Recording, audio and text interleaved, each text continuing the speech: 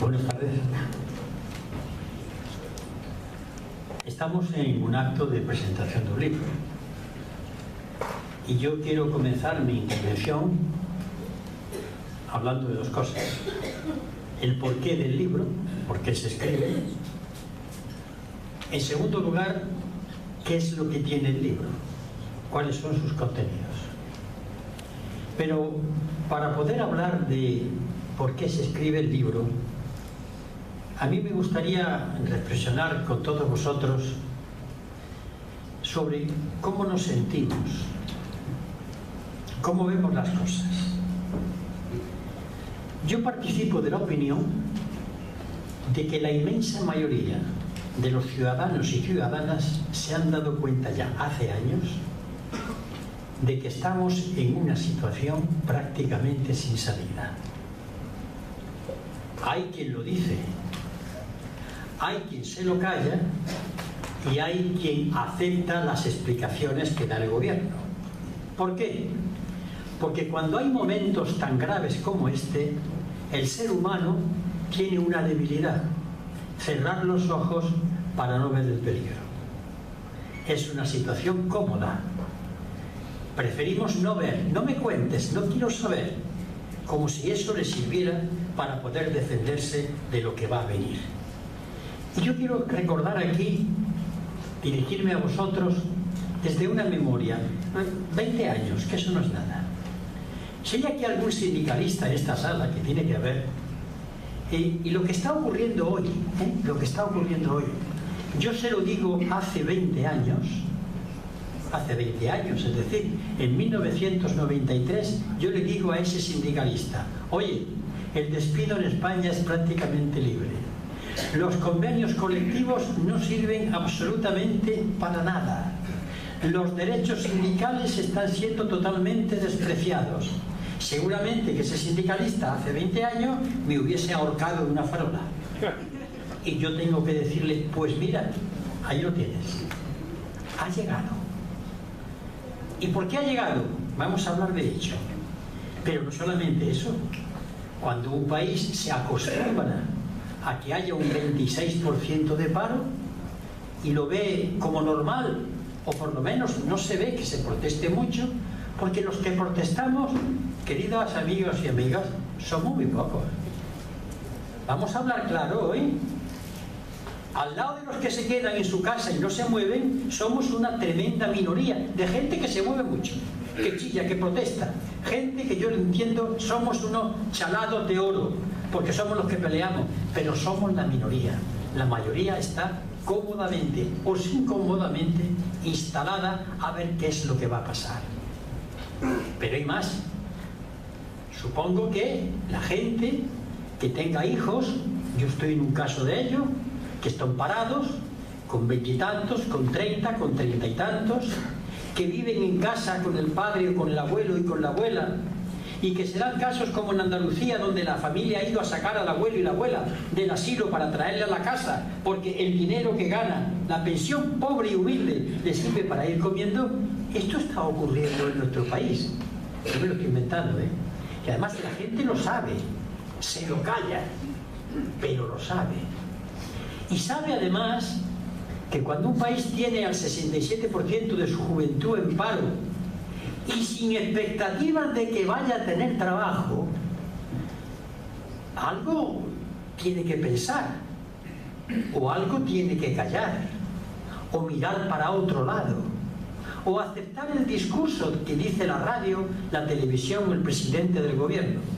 Esta tarde, cuando he terminado de comer con mis amigos y compañeros y camaradas y me he ido un momento a ducharme y arreglarme, el taxista. Claro, ¿cómo vamos a poder pagar las pensiones? Si es que vivimos mucho. Mirad, fijaros en esto.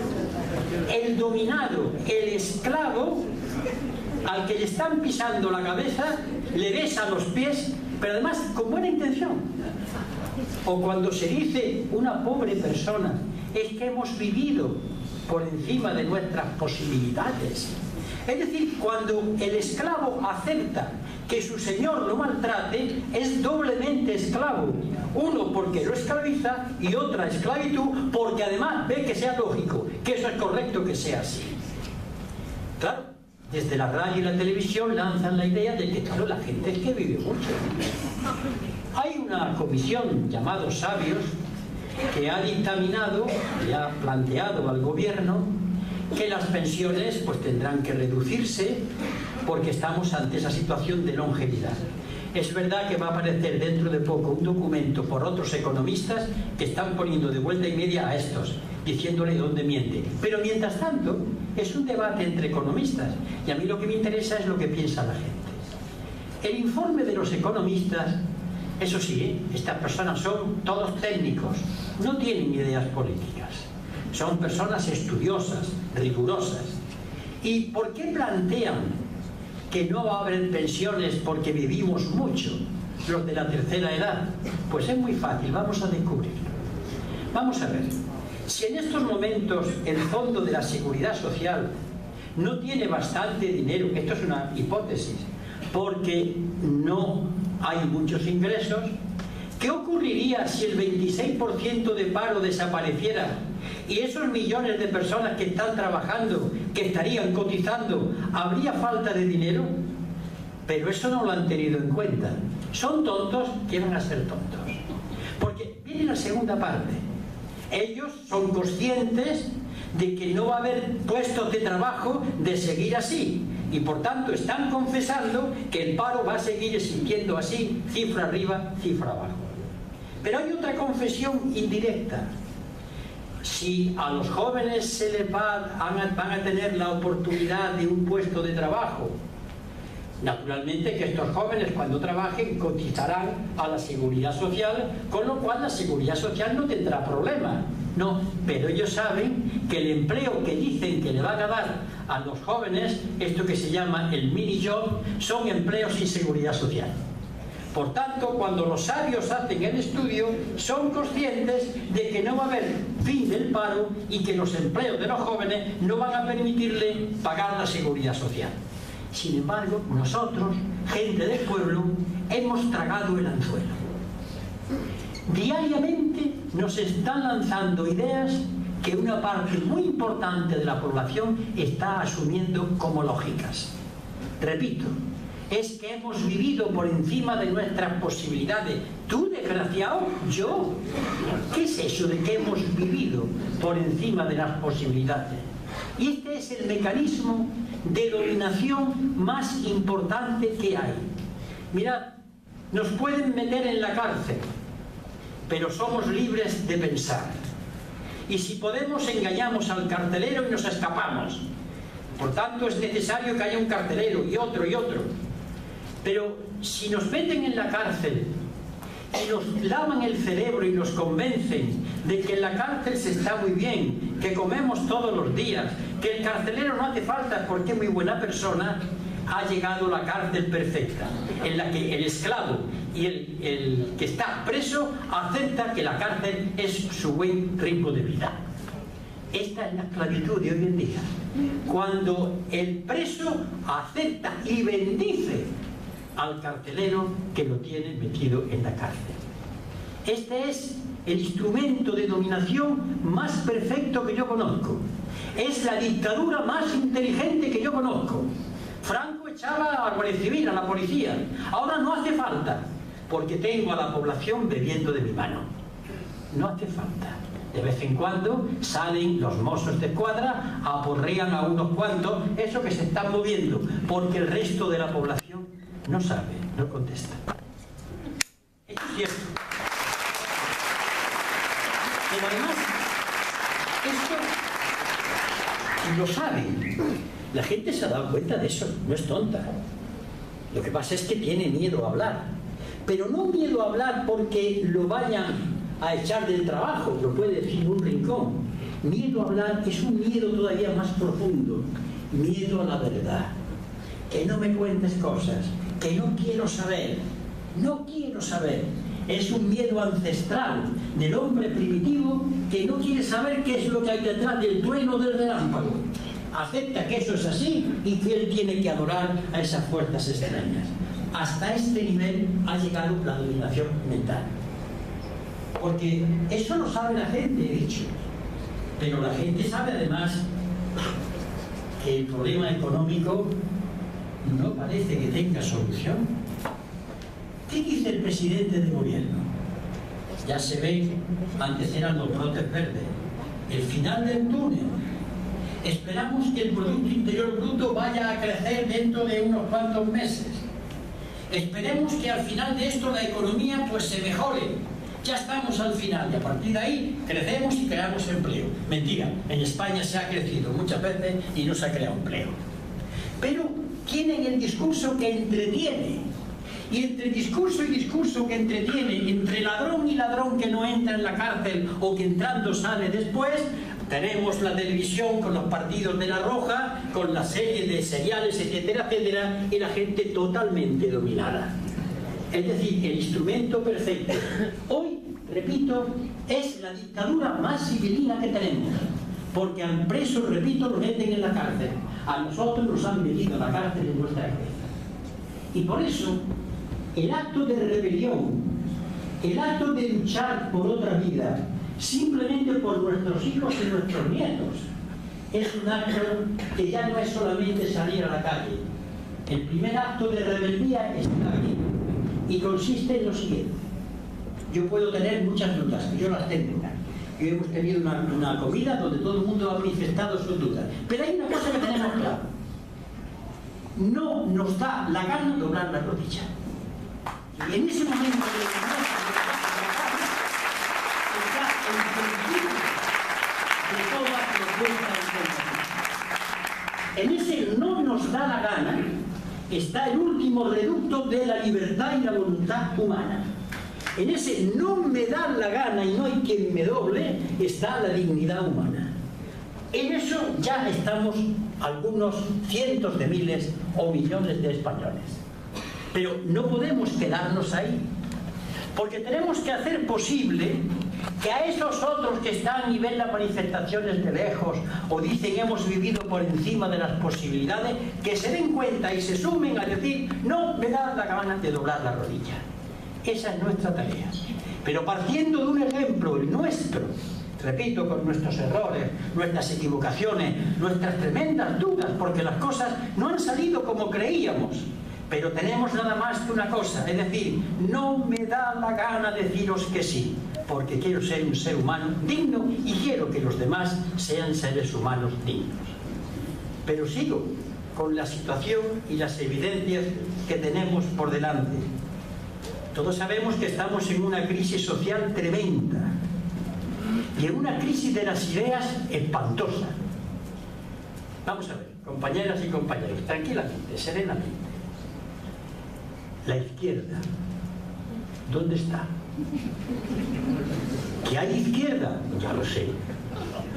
Pero decidme, ¿es todo lo que aparece en la televisión? Un carnet de izquierda, un cartoncito. O la palabra izquierda porque hay unas siglas, unas letras. ¿Qué es la izquierda? ¿En qué se nota? ¿En qué modos de vida? ¿En qué políticas concretas? ¿En qué valores que se defienden? Hay una crisis tremenda. En esta noche todos los gatos son pardos. Y hace falta que tranquilamente, no buscando como la Inquisición a un culpable, simplemente que nos dejemos las ideas claras.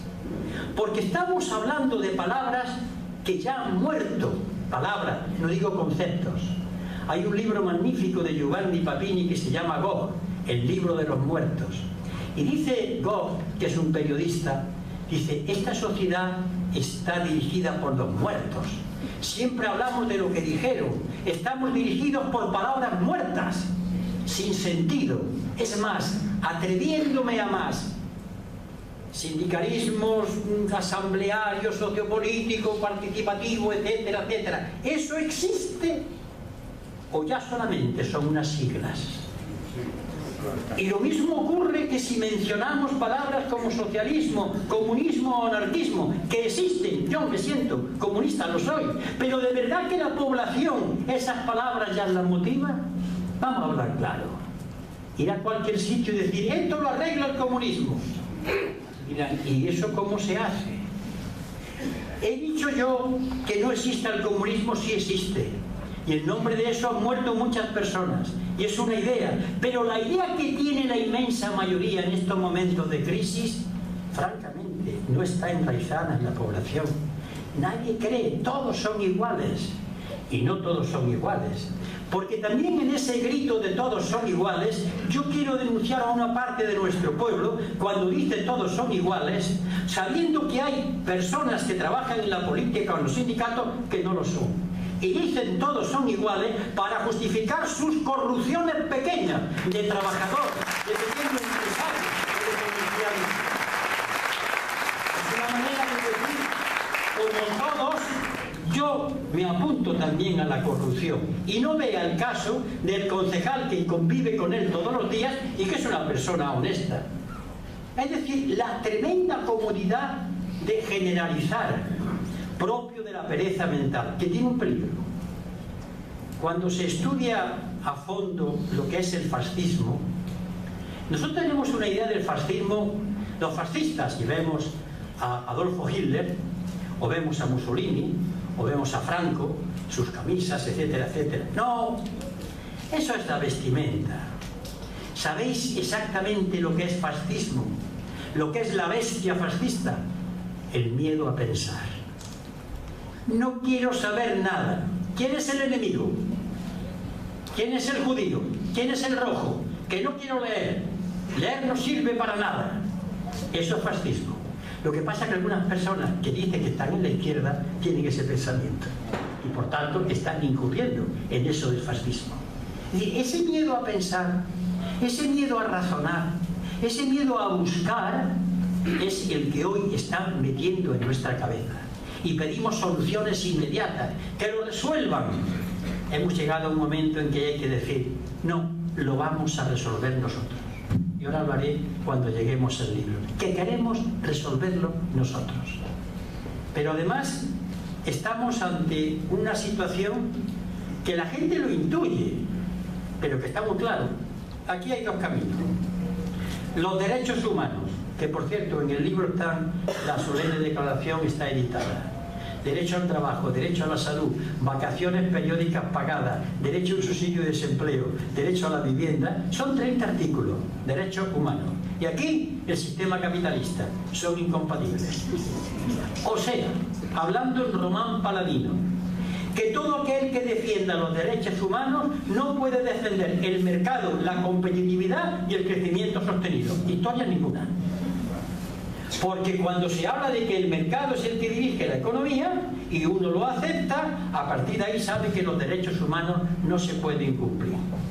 Decidme, si todavía queréis leer la Constitución esta tarde, leedla, que os vais a hartar de reír, con una risa sarcástica, amarga, dura. Artículo 128, toda la riqueza del país, sea cual fuere su titularidad, está subordinada al interés general. Sindicalistas, el poder y la fuerza vinculante de los convenios. ¡Qué gracioso! Eso ha desaparecido y está en la Constitución. Quiero deciros que la ley, el llamado Estado de Derecho, en estos momentos no existe. Estamos ante un Estado delincuente, dirigido por delincuentes y gobernado por una cleptocracia, palabra junta que significa gobierno de los ladrones. Pero no quiero que mis palabras provoquen el aplauso fácil porque fogamos. Y yo no quiero que nuestro pueblo fogue, sino que las guarde y que piense con su cabeza. Y que vea cómo va a conseguir acabar con este estado de cosas. Os contaré una anécdota para explicar esto mejor. A mí cuando yo iba a los mítines en aquellas campañas y alguien me decía al entrar, dale caña, lo miraba de arriba abajo. Yo no vengo a dar caña, ni vengo a dar espectáculo vergonzoso de circo romano. Yo vengo a ayudar, si puedo, a pensar a mis conciudadanos. Cuando hemos transformado la política en Dale Caña, la hemos envilecido, la hemos transformado en una casa de prostitución, mientras el público aplaudía porque un político insultaba a otro. No le daban ideas, no le daban razones, le daban alimento a la bestia.